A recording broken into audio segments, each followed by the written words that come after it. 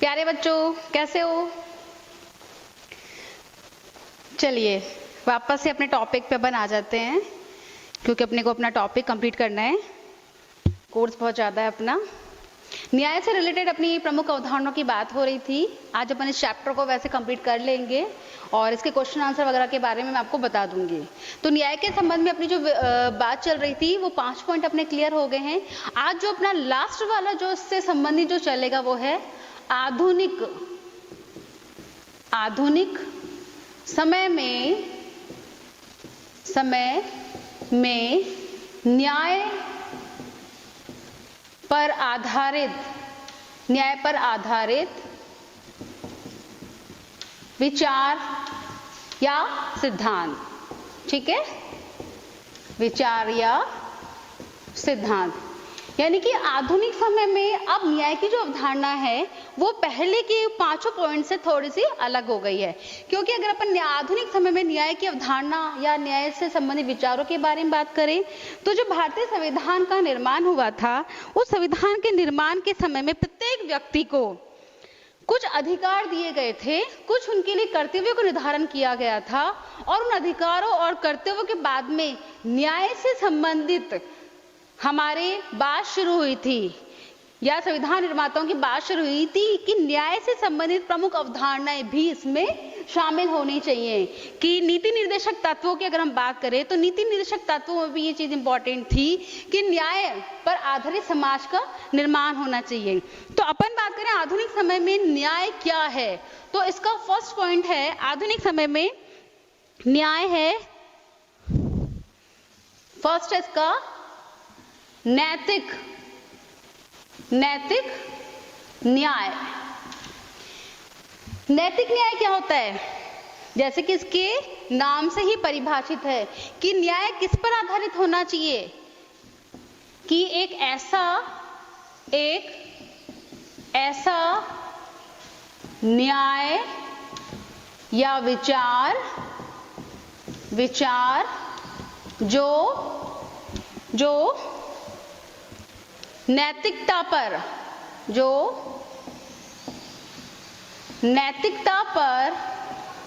आधारित हो।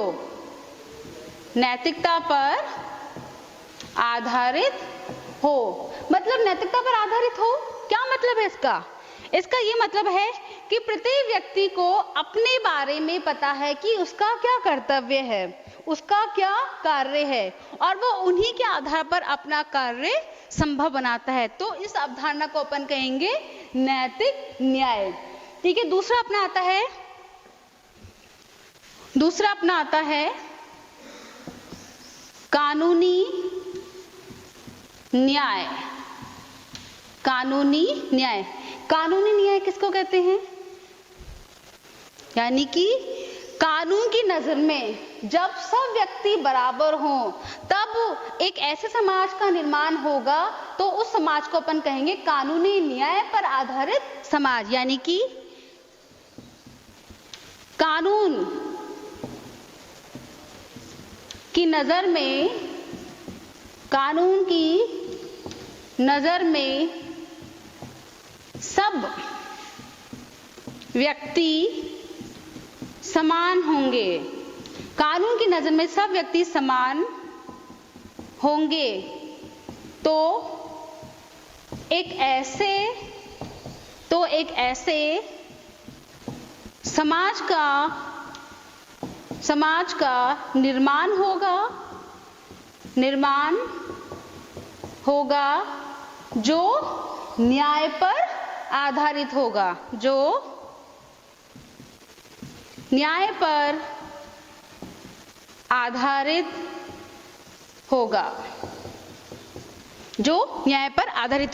यानी कि एक ऐसे कानून का निर्माण किया जाएगा जिसकी नजर में कोई भी व्यक्ति बड़ा या छोटा नहीं होगा, अपितु कानून की नजर में सब व्यक्ति बराबर होंगे। जैसे कि अपन ने मौलिक अधिकारों की बात करी थी, मौलिक अधिकार की बात नहीं की, मौलिक अधिकार के बारे में आपको बता रही हूँ कि मौलिक अधिकार में फर्स्ट पॉइंट है कि कानून के समक्ष समानता या कानून के समान संरक्षण। तो कानून के समक्ष समानता मतलब कानून की नजर में सब व्यक्ति समान होंगे। तो जब एक ऐसे समाज का निर्माण होगा तो वो किस पर आधारित होगा? न्याय पर आधारित होगा। समझ में आ गया? चलिए थर्ड पॉइंट पे अपन चलते हैं, अपन राजनीतिक न्याय। राजनीतिक न्याय, राजनीतिक न्याय, बहुत मच्छर हो रहे हैं। राजनीतिक न्याय मतलब कि जहां पर प्रत्येक व्यक्ति को, समाज के प्रत्येक व्यक्ति को अवसरों की समानता दी जाए, क्या उसको समान अवसर दिए जाएं, तो एक ऐसे समाज का या एक ऐसे समाज की संकल्पना निर्धारित होगी जहां पर प्रत्येक व्यक्ति को राजनीतिक न्याय अपने आप ही मिल जाएगा। यानी कि एक ऐसे समाज जहां पर प्रत्येक व्यक्ति को राजनीति में, प्रत्येक व्यक्ति को राजनीति में समान अवसर प्राप्त हो तो उसे राजनीतिक न्याय कहा जाएगा। समझ में आ गया? अपना जो फोर्थ पॉइंट है, अब अपना सामाजिक और आर्थिक न्याय यहां आ जाएगा। वैसे फोर्थ पॉइंट है अपना सामाजिक न्याय। सामाजिक न्याय, सामाजिक न्याय अपन ने 3 पॉइंट की बात कर ली। मेरे ख्याल से अब तो यहाँ पर आपको सामाजिक न्याय का मतलब समझ में आ जाना चाहिए कि नैतिक न्याय, कानूनी न्याय, राजनीतिक न्याय, सामाजिक न्याय, कि जहाँ पर किसी भी तरह का किसी भी व्यक्ति से कोई भेदभाव ना किया जाए, जहाँ पर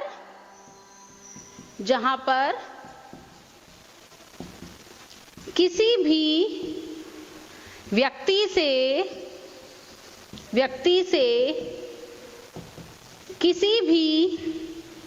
किसी भी तरह का भेदभाव ना किया जाए। अब किसी भी तरह का कोई भेदभाव से क्या मतलब है कि धर्म, वंश, जाति, लिंग इत्यादि के आधार पर किसी भी तरह से समाज में कोई भी किसी भी व्यक्ति के साथ भेदभाव नहीं करेगा। और अगर ऐसा किया जाता है तो ये भेदभाव करना निषिद्ध माना जाएगा या दंडनीय अपराध माना जाएगा। क्योंकि हम जब मौलिक अधिकारों की बात करते हैं तब हम आगे चल के अपने सेकंड वाले पार्ट में इसके बारे में अपन डिटेल से पढ़ेंगे। इसलिए यहाँ पर कहा गया कि एक ऐसे समाज का निर्माण हो जहाँ पर किसी भी व्यक्ति से किसी भी तरह का कोई भी भेदभाव ना किया जाए, तो एक ऐसे समाज का निर्माण होगा जो कि सामाजिक न्याय पर आधारित होगा। अपना लास्ट पॉइंट है आर्थिक न्याय। आर्थिक न्याय, अब आर्थिक न्याय मीन्स, आर्थिक न्याय कि अर्थव्यवस्था यानी कि अर्थ संबंधी या जीविकोपार्जन संबंधी प्रत्येक व्यक्ति को समान अवसर मिले। यानी कि प्रत्येक व्यक्ति को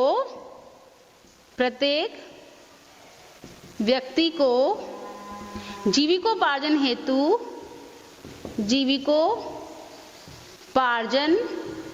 हेतु समान अवसर मिले, तो उससे एक ऐसे समाज का निर्माण होगा जो कि सामाजिक या जो कि आर्थिक न्याय पर आधारित होगा। अपन ने बात करी थी इन 5 पॉइंट्स की कि नैतिक न्याय किसको कहते हैं। मैं एक बार रिपीट कर देती हूँ फिर से कि नैतिक न्याय जहां पर एक ऐसा समाज जहां पर प्रत्येक व्यक्ति अपनी इच्छा से अपने कर्तव्यों का निर्वाह करे। जब वो व्यक्ति अपनी इच्छा से अपने कर्तव्यों को निर्वाह करेगा तो एक ऐसे समाज का निर्माण होगा जो कि नैतिकता पर आधारित होगा। ठीक है, समझ में आ गया। दूसरे पॉइंट पे अपन ने बात करी थी कानूनी न्याय की, कि कानून का निर्माण संविधान के अनुसार इस प्रकार से होना चाहिए कि प्रत्येक व्यक्ति उसकी नजर में बराबर हो, कोई किसी के लिए बड़ा या छोटा नहीं हो। राष्ट्रपति के लिए भी कुछ प्रावधानों को छोड़कर वो भी एक आम व्यक्ति की तरह ही जीवन जीता है, कुछ प्रावधानों को छोड़कर। यहाँ पे मैंने कुछ चीजों को छोड़कर बात करी है जिसका डिटेल में अपन सेकंड पार्ट में पढ़ेंगे। यहाँ पर अपन उसकी चर्चा नहीं करेंगे। तो यहाँ पर अपन ने कानूनी न्याय की बात करी है कि कानून की नजर में चाहे वो कितना ही अमीर से अमीर व्यक्ति हो, चाहे वो कितना ही गरीब हो, अमीर और गरीब व्यक्ति कानून की नजर में बराबर होगा। और जब इस तरह के समाज का निर्माण हो जाएगा तो किस पर आधारित होगा? कानूनी न्याय पर। थर्ड पॉइंट में अपन ने बात करी थी राजनीतिक न्याय की, कि राजनीति में आने के लिए प्रत्येक व्यक्ति को स्वतंत्रता मिलनी चाहिए, प्रत्येक व्यक्ति को समान अवसर मिलने चाहिए। इसी तरह से जब एक समाज का निर्माण होगा तो न्यायिक या राजनीतिक न्याय पर आधारित समाज कहलाएगा। फिर अपन ने बात करी थी सामाजिक न्याय की, कि एक ऐसे समाज जिसमें किसी भी के साथ में किसी भी तरह का कोई भेदभाव नहीं किया जाना चाहिए। तो जब ऐसे समाज का निर्माण होगा तो वो कहलाएगा सामाजिक न्याय पर आधारित समाज। फिर लास्ट पॉइंट में अपन ने बात करी आर्थिक न्याय की। इसमें सबसे इंपॉर्टेंट है कि प्रत्येक व्यक्ति को जीविकोपार्जन यानी कि अपनी न्यूनतम आवश्यकताओं की पूर्ति के लिए उसके पास समान अवसर उसको दिए जाने चाहिए, यानी कि आर्थिक विषमताओं का अंत किया जाना चाहिए। तभी एक ऐसे समाज का निर्माण होगा जो कि आर्थिक न्याय पर आधारित होगा। ये जो अपना चैप्टर है फर्स्ट वाला न्याय, ये अपना कंप्लीट हो चुका है। इसके क्वेश्चन आंसर के बारे में आपको थोड़ा सा बताऊंगी, क्योंकि आपकी 12th क्लास है, मैं फर्स्ट चैप्टर के ही क्वेश्चन आंसर के बारे में आपको बताऊंगी। इसके बाद में आने वाले चैप्टर्स के बारे में, क्वेश्चंस के बारे में अपन बात नहीं करेंगे, क्योंकि 12th क्लास के स्टूडेंट अपने आप से क्वेश्चंस का आंसर अपने आप से कर सकते हैं, ठीक है ना। तो ये फर्स्ट चैप्टर ही होगा अपना, जिसके बारे में आपको थोड़ा बहुत ही क्वेश्चन आंसर के बारे में बताऊंगी। चलिए अपनी बुक्स में देख लीजिए एक बार। देखिए फर्स्ट जो अपना पॉइंट था, अपना बहुचयनात्मक प्रश्न की बात अपन कर रहे हैं कि पाश्चात्य राजनीतिक चिंतन में न्याय की व्याख्या सर्वप्रथम किस विचारक ने की थी? पाश्चात्य राजनीतिक चिंतन में न्याय की व्याख्या सर्वप्रथम किसने करी थी? अब पाश्चात्य की अपन बात कर रहे हैं तो सबसे पहले अपनी जो व्याख्या थी पाश्चात्य विचारकों में, वो किसने करी थी? प्लेटो ने। पढ़ा था ना अपन ने सबसे पहले प्लेटो का। वितरणात्मक न्याय की अवधारणा के प्रतिपादक कौन है? कौन है? अरस्तु, ठीक है, अरस्तु। फिर है अपना कि न्याय की निष्पक्षता को राज व्यवस्था की आधारभूत प्रवृत्ति इनमें से कौन से विचारक मानते हैं? कि प्लेटो, बृहस्पति, अमनु या कौटिल्य, आचार्य नरेंद्र देव। इसका भी आंसर आपके पास में अपने आप आ जाना चाहिए कि न्याय की निष्पक्षता को राजनीति व्यवस्था की आधारभूत प्रवृत्ति इनमें से कौन से विचारक मानते हैं। इसमें आपको आंसर अपने आप ही आ जाना चाहिए, क्योंकि मैंने कहा था मैं शुरू की कुछ ही बताऊंगी, बाकी के सब आपको करने। फिर देखिए आप अपने आप से इसको कर लेंगे, क्योंकि अपने छोटे क्वेश्चन ही हैं। अपने अति लघुतरात्मक जो क्वेश्चन है, जैसे कि इसमें बताया है कि न्याय के भारतीय प्रतिपादक कौन से हैं, या फिर प्लेटो ने अपने किस ग्रंथ में न्याय की विचारधारा प्रस्तुत की है। प्लेटो का जो मुख्य पुस्तक था वो कौन सी थी? रिपब्लिक थी। उसी तरह से हॉब्स की जो मुख्य पुस्तक का नाम था वो था लेवियाथन, है ना। तो इसके बारे में अपन बात कर चुके हैं। तो मेरे ख्याल से आपको सारे क्वेश्चंस का आंसर अपने आप ही करना है। अरस्तु ने न्याय के कितने प्रकार बताए? अरस्तु ने न्याय के 2 प्रकार बताए हैं। कौन कौन सा? एक तो वितरणात्मक, हो सकता है बोर्ड पे लिखते समय मिस्टेक हो जाए, उसको ठीक कर लीजिएगा। दूसरा अपना सुधारात्मक, ठीक है, सुधारात्मक। फिर है अपना कि अरस्तु का सुधारात्मक न्याय का उद्देश्य क्या था? कि अरस्तु ने जो सुधारात्मक न्याय दिया था उसका उद्देश्य क्या था? कि समाज में जो विषमताएं हैं उनको दूर करना, या व्यक्ति जिस कार्य के योग्य है उसके अनुसार प्रत्येक व्यक्ति को कार्य का विभाजन करना, ठीक है। मध्यकाल में न्याय के 2 प्रतिपादक कौन कौन से हुए थे? आपको पता है, संत अगस्टाइन और एक्निवास, ओके।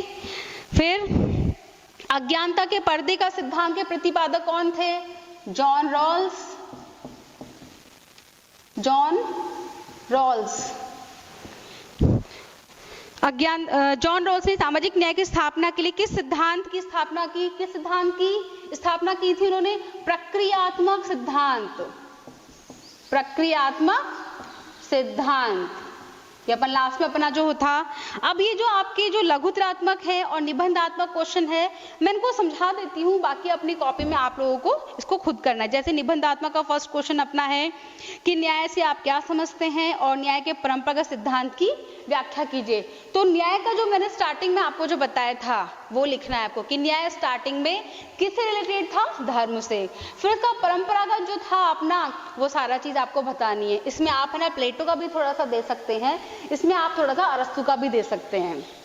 यानी कि आपको आपके क्वेश्चन की शुरुआत करनी है फिर स्टार्टिंग में भूमिका या प्रस्तावना से, ठीक है। फिर आपने ये करिए, उसके बाद आपके जो क्वेश्चन है जैसे कि न्याय के बारे में, तो न्याय का अर्थ आप बताएंगे, ठीक है। उसकी परिभाषा के बारे में आप बताएंगे, फिर उसके बारे में विचारकों ने क्या कहा है उसके बारे में आप बताएंगे, फिर प्लेटो और अरस्तु ने थोड़ा थोड़ा आप बताएंगे। फिर इन सबके बाद में बताने के बाद आपका आएगा आपका निष्कर्ष। आपका निष्कर्ष, आपको क्वेश्चन का आंसर इसी तरीके से करना है, तब जाके आपके क्वेश्चन जब आपका बोर्ड के एग्जाम्स होंगे तब आपके क्वेश्चन को आप ठीक तरीके से प्रेजेंट करेंगे, तो ही आपका क्वेश्चन अच्छे मार्क्स लेकर आएगा आपका आंसर।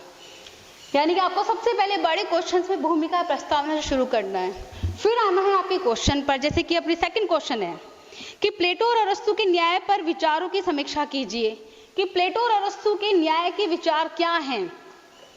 अब समीक्षा भी है तो हमको आलोचना भी करनी है। क्वेश्चन को पहले आप पढ़ लीजिएगा, क्योंकि मैं आपको अभी बता रही हूँ हर चैप्टर के एंड में मैं किसी भी क्वेश्चन के बारे में या किसी क्वेश्चन के आंसर के बारे में आपको नहीं बताऊंगी।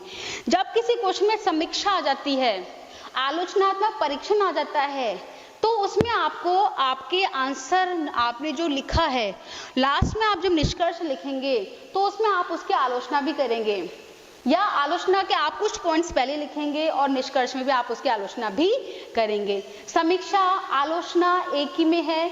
तो उसके बाद एक क्वेश्चन आता है कि विवेचना कीजिए, तो विवेचना में पूरी ही समरी आ जाएगी क्वेश्चन की आंसर की, कि पूरा अपन को डिस्क्राइब करना है अपना क्वेश्चन का आंसर, तो विवेचना करनी है अपन को। या फिर आपका मूल्यांकन आता है, तो मूल्यांकन में भी आप ध्यान रखिए कि मूल्यांकन करना है आपको, मतलब उसको पूरे से वेरीफाई करना है कि आपने अर्थ बताया है प्लेटो और अरस्तु के बारे में, न्याय के बारे में या रॉल्स के बारे में पूछा है, उसके आपने प्रकार बताए हैं, उसने किन विचारकों की आलोचना करी है वो भी आपको बताना है। फिर उसके बाद में मूल्यांकन, मतलब उनकी आलोचना करनी है कि क्या उनके जो विचार थे, उन्होंने जो विचार दिए वो सही है या गलत है। ये सारा आपको पूरा का पूरा प्रॉपर तरीके से आपका आंसर होना चाहिए, तब जाके आपके बोर्ड के एग्जाम में आपका आंसर अच्छे नंबर लेकर आएगा। फिर भी अगर कोई डिफिकल्टी हो तो बाकी मैं कुछ थोड़ा बहुत बीच बीच में रिपीट करती रहूंगी, ठीक है। तो ये जो अपना जो चैप्टर था, आज अपना चैप्टर यहीं पे खत्म है।